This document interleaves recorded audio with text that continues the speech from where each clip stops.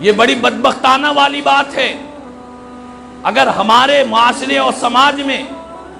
ہمارے خاندان اور محلے میں، ہمارے رشتہ داروں میں، ملاقاتیوں میں، دوستوں میں، اگر کوئی دوست، کوئی رشتہ دار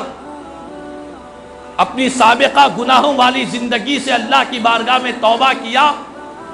اور نیکی کی راہ پر چل رہا ہے، خیر کے کام کر رہا ہے، بھلائی کے کام کر رہا ہے، تو اسے اس کے گناہوں کو یاد دلا کر آر نہیں دلانا چاہیے۔ حضور قطب ربانی، محبوب سبحانی، قندیل نورانی، سیدنا شیخ عبد القادر جیلانی،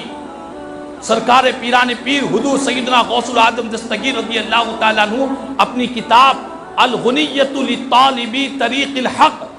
جس کو غنیۃ الطالبین کہتے ہیں، اس کتاب میں فرماتے ہیں کہ اگر کوئی گنہگار توبہ کرتا ہے تو لوگوں پر کیا ذمہ داری لازم ہوتی ہے، اس کے رشتہ داروں پر، دوستوں پر، پڑوسیوں پر کیا ذمہ داری ہوتی ہے۔ فرماتے ہیں کہ 4 ذمہ داریاں ہوتی ہے۔ کسی گنہگار کو گناہ سے توبہ کر کر نیکی کے راستے پر دیکھو تو 4 ذمہ داری ہوتی ہے۔ پہلی ذمہ داری یہ ہوتی ہے کہ جس نے توبہ کیا اسے تائب کہتے ہیں۔ فرماتے ہیں کہ اس توبہ کرنے والے سے ہر انسان کو محبت کرنا چاہیے، اس سے محبت کرنا چاہیے، کیونکہ توبہ کرنے والے سے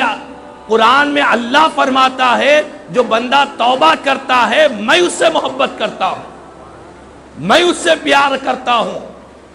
تو کوئی کسی بندے کو توبہ کرتا ہوا دیکھے اور گناہوں والی زندگی کو چھوڑ کر نیکی کے راستے پر جاتا ہوا دیکھے تو ہماری یہ ذمہ داری بنتی ہے کہ ہم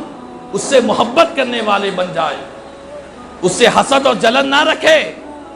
بلکہ اس سے محبت کرنے لگ جائے۔ اور دوسری بات بیان فرماتے ہیں کہ دوسری ذمہ داری لوگوں پر یہ ہوتی ہے کہ جب کوئی توبہ کرتا ہے تو ہمیں اللہ سے دعا کرنی چاہیے کہ اے اللہ، یہ جو بندہ توبہ کیا ہے تو اسے توبہ پر استقامت عطا فرما دے، اسے توبہ پر قائم رکھ،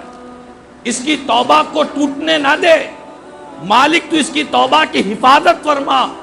یہ عام انسانوں پر ذمہ داری ہوا کرتی ہے۔ یہ 2 ذمہ داریاں فرماتے ہیں۔ تیسری ذمہ داری یہ ہے کہ جس نے توبہ کیا ہے کبھی اس کو اس کی توبہ پر آر نہ دلاؤ، اسے سابقہ گناہیں یاد دلا کر اسے شرمسار نہ کرو، اس کے دل کو نہ توڑو کہ تو نے سابق میں کیسی زندگی گزاری تھی، ہم جانتے ہیں تیری زندگی کے کیا معاملات تھے، ہم بہتر جانتے ہیں، اس کو اپنے گناہوں پر آر نہ دلاؤ۔ کیوں؟ اسی لیے کہ حدیث پاک میں میرے آقا فرماتے ہیں کہ جب کوئی کسی سچی توبہ کرنے والے گنہگار کے گناہ کو یاد دلاتا ہے، اسے آر دلاتا ہے، مثلا کوئی شرابی تھا، کوئی زانی تھا، کوئی سود خور تھا، اپنی گناہ سے اس نے توبہ کیا اور نیکی کی راہ پر چل رہا ہے، کوئی دوسرا اسے اس کے سابقہ گناہوں کو یاد نہ دلائے، یہ نہ کہے کہ آج مسجد کو پکڑا ہوا ہے، پہلے تو شرابی تھا، پہلے تو ظالم تھا، فاسق تھا، فاجر تھا، یہ پرانی باتیں جن گناہوں سے اس نے سچی توبہ کی ہے وہ یاد نہ دلائے۔ میرے آقا فرماتے ہیں کہ گنہگار کو گناہ کا آر دلانے والے کو اللہ تعالیٰ اس وقت تک موت نہیں دیتا جب تک کہ اسے بھی اس گناہ میں مبتلا نہ کر دے، جب تک کہ اسے بھی اس گناہ میں مبتلا نہ کر دے تب تک اللہ تعالیٰ اسے موت عطا نہیں فرماتا۔ اللہ اکبر۔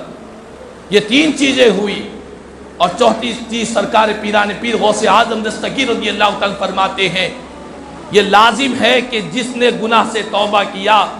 اس کے ساتھ میل ملاپ رکھے، اس کے ساتھ کھائے پیے،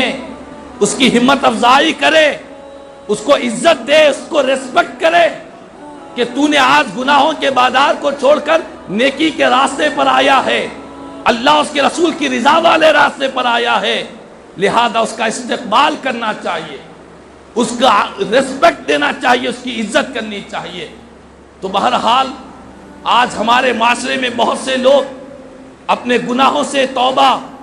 اور نیکی کے راہ پر اس لیے بھی نہیں چلتے کہ لوگوں کے طعنوں کی وجہ سے، کہ لوگ ہمیں ہماری سابقہ زندگیوں کو یاد دلائیں گے، لیکن قربان جائے مدینے والے آقا فرماتے کہ نہیں، تم لوگوں کے طعنوں پر نظر نہ رکھو۔ اگر کوئی تمہارے گناہ پر تم کو طعنہ دے گا تو اللہ تعالیٰ تمہارے گناہ کا وہ کفارہ بنا دے گا، اللہ تعالیٰ تم پر کرم فرما دے گا۔ تو بہرحال 14 توبہ کرنے والے کے بعد اگر کوئی بندہ توبہ کرتا ہے تو ہمیں یہ حکم دیا گیا کہ اس سے محبت بھی کیا کرے، اس کے لیے دعا بھی کیا کرے، اس کو کبھی ہار نہ دلائیں، اور چوتھی چیز اس کے ساتھ میل ملاپ رکھے۔ تو آج کی رات